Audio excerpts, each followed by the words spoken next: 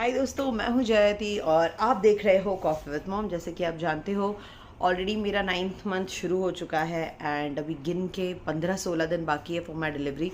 So yes, I am pretty excited and मेरी हालत देख के आप समझ ही सकते हैं I am pretty tired too. Basically कल हमारा गोद भराई फंक्शन था घर में, जो कि हमने बहुत मज़ा किया। हमारे यहाँ पे हमारे फैमिली में फर्स्ट बेबी के लिए गोद भराई होती है, सेकेंड बेबी के लिए नहीं होती, क्योंकि ऑब्वियसली अगर आप लिटरल मीनिंग इसका देखो, गोद भराई राइट, तो गोद तो पहले बच्चे में भर जाता है, दूसरे बच्चे में तो आपका ऑलरेडी गोद भरा हुआ है राइट पहले बच्चे से। सो इसलिए गोद भराई की पूजा नहीं होती। लेकिन हमारे यहाँ कहते हैं कि अगर आप मैंने जब अपने बड़ों से पूछा तो देवर कि अगर आप करना चाहते हो तो आप एक बेबी शावर की पार्टी कर सकते हो, बस पूजा वगैरह मत करना जैसे गोद भराई में होती है। तो वी वर लाइक फाइन। तो हमने एक गोद भराई की, बेबी शावर की पार्टी की। सो अभी थोड़ा बहुत डेकोरेशन आप देख सकते हो, यहाँ पे भी है, थोड़ा बहुत बाहर भी है। मैं आपको दिखाती हूँ, एक सेकेंड। ऑलराइट, सो ये है जो छत का हमने कल डेकोरेशन किया था।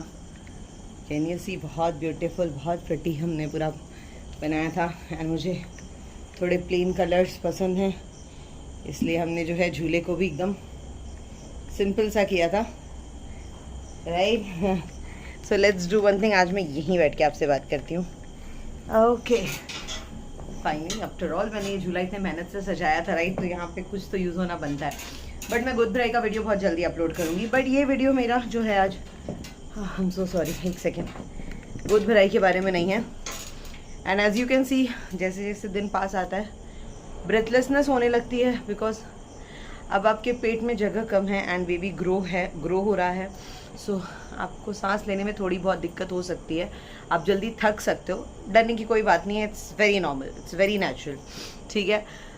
मैं आज जो आपसे बात करने वाली हूँ वो बेसिकली है डिलीवरी के डिसीजन को लेकर, डिलीवरी के प्रोसेस के डिसीजन को लेकर, ठीक है। तो बहुत सारी औरतें जो होती हैं वाटर बर्थ तक ट्राई करती हैं। दो ऑप्शन हम लोगों को पता होता है, एक तो नॉर्मल, दूसरा सी सेक्शन राइट। नॉर्मल मतलब आपको लेबर पेन शुरू हुआ, आप डॉक्टर के पास गए, डॉक्टर की हेल्प से आपने नॉर्मली वजाइनल डिलीवरी की, that is a normal delivery right. C section को ऑपरेटिव डिलीवरी बोलते हैं, but that is also normal delivery. आपके पेट में हल्का सा नीचे से कट लगाया जाता है, वहाँ से बेबी को निकाला जाता है। एंड कट आपके नॉर्मल डिलीवरी में भी लगती है, वजाइनल डिलीवरी में भी लगती है। Let's call it vaginal delivery and C section, क्योंकि नॉर्मल एंड अब नॉर्मल ऐसा कुछ नहीं होता, बोथ आर नॉर्मल डिलीवरी, दोनों में बच्चे पैदा होते हैं। सो इट्स वेरी नॉर्मल, ठीक है। लेकिन प्रॉब्लम क्या है, हम लोग इतने एज ओल्ड थॉट के साथ ये सुनते आए हैं कि normal is the best, normal is the best, कि हम वहीं पे अटक गए हैं राइट। तो अगर हमारे सामने कोई बोलता है ना कि अरे इसका बेबी सी सेक्शन से हुआ है या ये सी सेक्शन से करा रहे, तो people are like, C section से क्यों, नॉर्मल नहीं हुआ था क्या, कोई प्रॉब्लम थी क्या? देखो, ज़रूरी नहीं है कि कोई प्रॉब्लम हो तो ही सी सेक्शन हो के।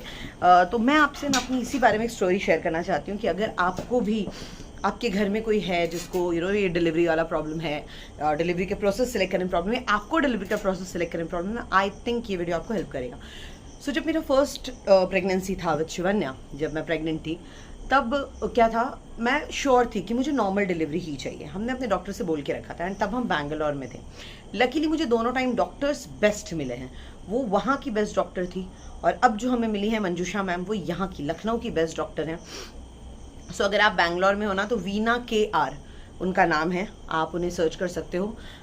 बोमनहल्ली में था उनका जो ये था क्लिनिक था, एंड वो अपोलो वगैरह बहुत सारे और जगहों पे भी वो जाती थी, विजिट करती थी, एंड वहाँ पे भी उनका कनेक्शन था।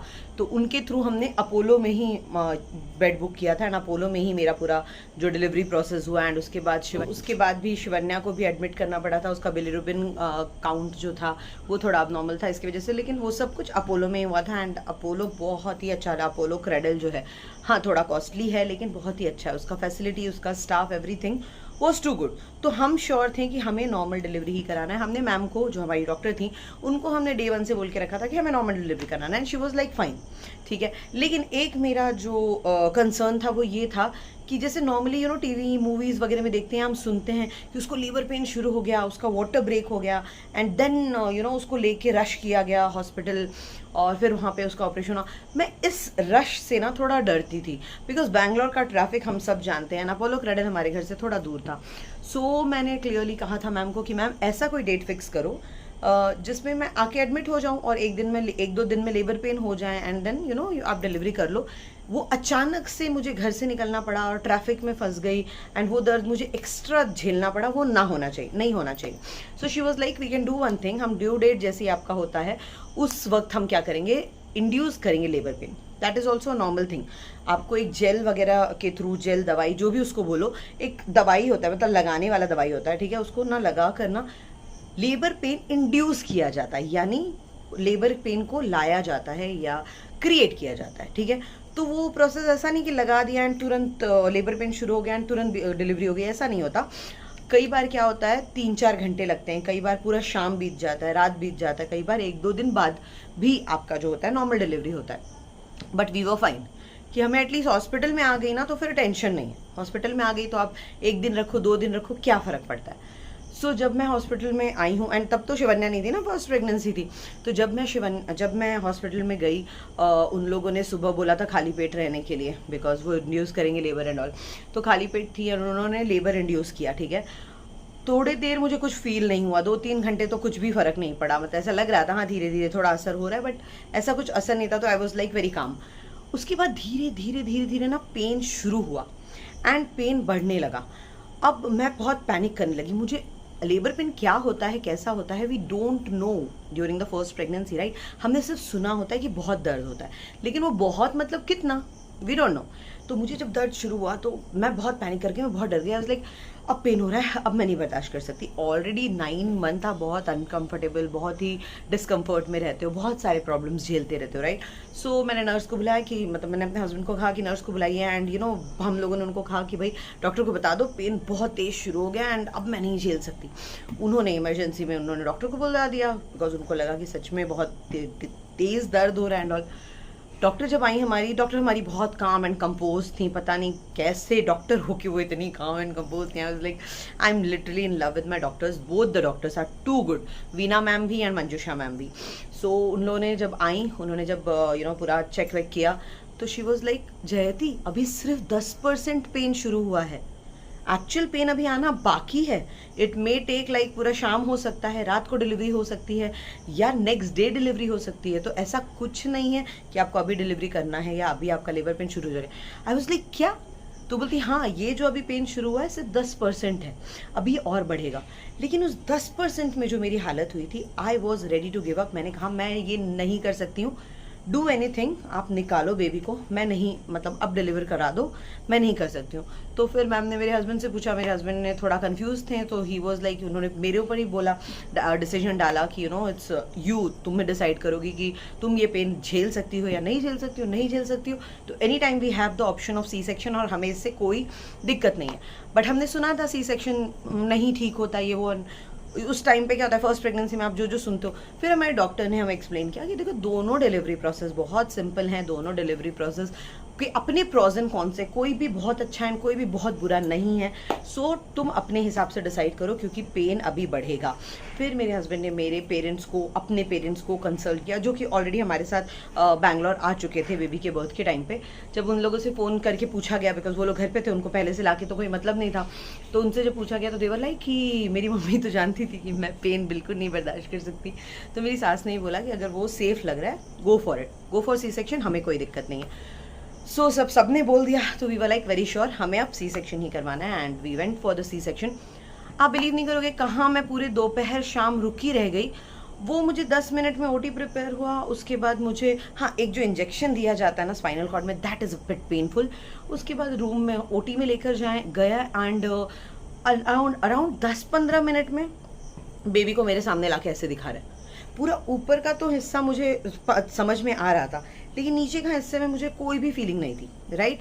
सो मुझे समझा नहीं नीचे क्या हुआ, कट हुआ, क्या हुआ क्या नहीं हुआ, बस वो बेबी को सामने देखा and the first look of my baby, वो भी इतनी सुंदर, मतलब touchwood you can see the picture. मैं यहाँ पे कुछ पिक्चर्स उसके शेयर कर रही हूँ उसके बर्थ टाइम के।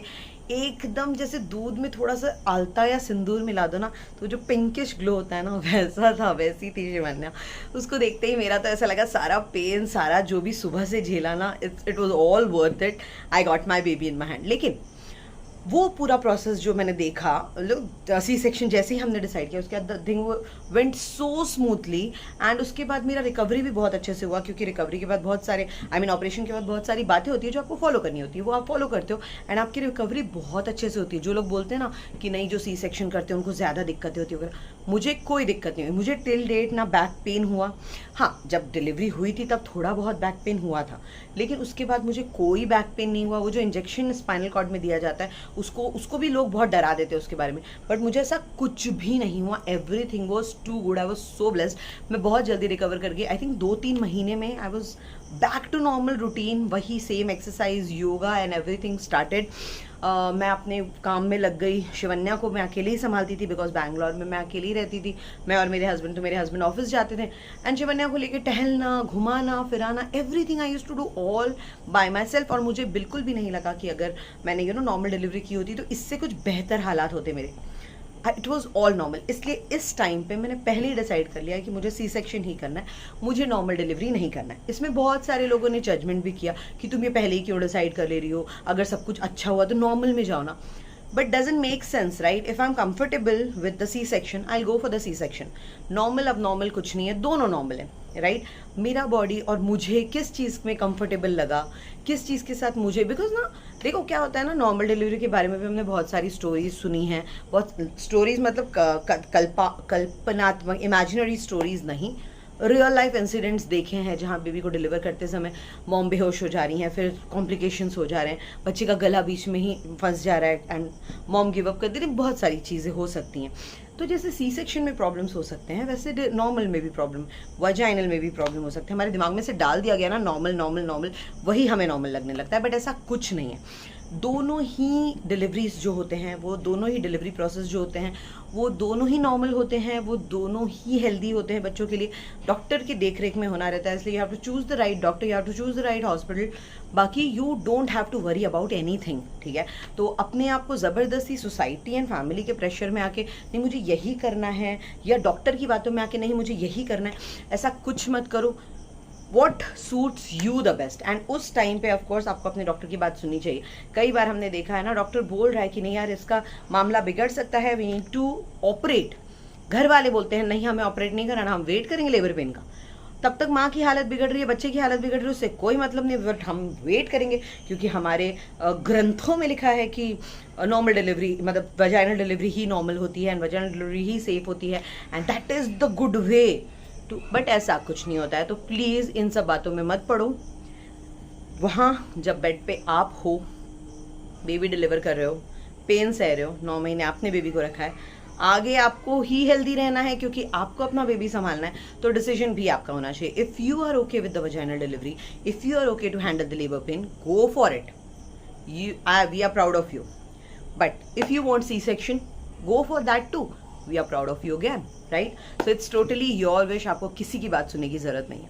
Thank you so much.